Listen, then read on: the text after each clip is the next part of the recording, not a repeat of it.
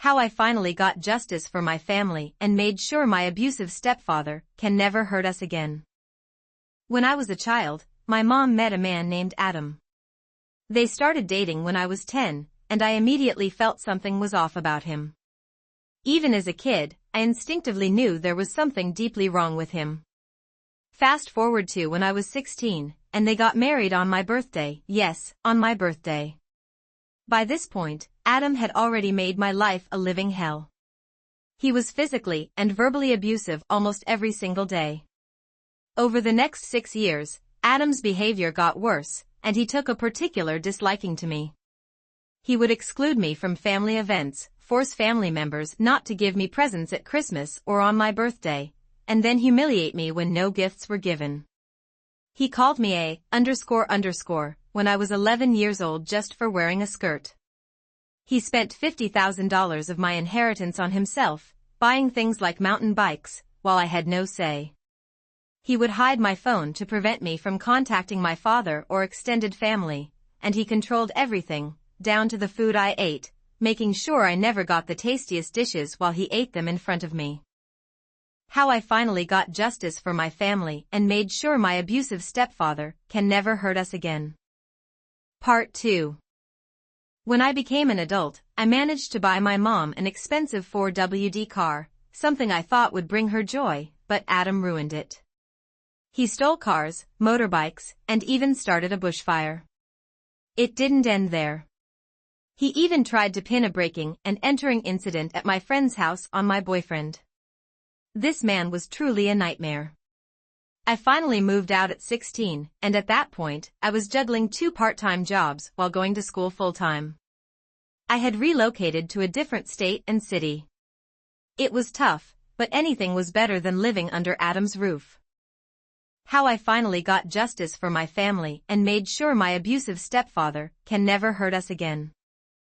Part 3. Fast forward another 10 years.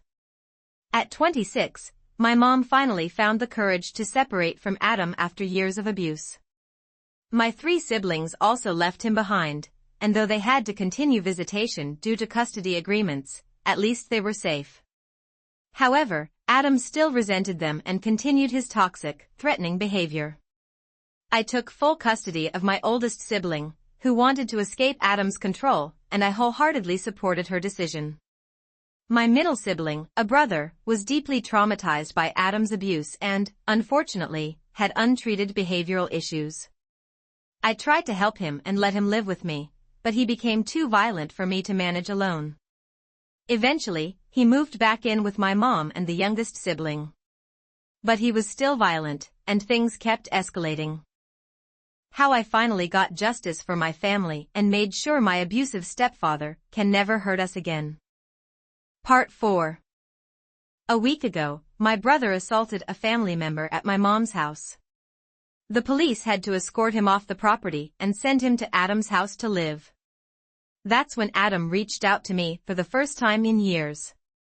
He sent a message saying, "Your brother's missing. The police have been called. If you know anything, call me or the police." Instant panic set in. That message made me feel like a child again. But as I stared at it, I realized something. Adam didn't specify what I had to know. He just wanted me to call the cops if I knew anything, so I did. How I finally got justice for my family and made sure my abusive stepfather can never hurt us again. Part 5. I called the police and gave them all the information I had about the abuse. I told them everything about Adam's behavior, his mistreatment of me and my siblings, and his dangerous control over us. I made sure they understood that returning my brother to Adam's house would put him in direct danger. The police took my statement very seriously. A while later, I was contacted by a senior officer who asked me to sign a formal statement. I agreed without hesitation. Now, there is an arrest warrant out for Adam for a variety of offenses, and the police have assured me that Adam will never get my brother or any of my siblings back in his care. How I finally got justice for my family and made sure my abusive stepfather can never hurt us again. Part 6. This isn't the juiciest entitled parent story, but it's mine. I did what I could to make sure that Adam could never hurt my family again. I followed through on his request, but I did it in a way that led to justice. It's been a long time coming, but my patience paid off. At last, we are free from his hold.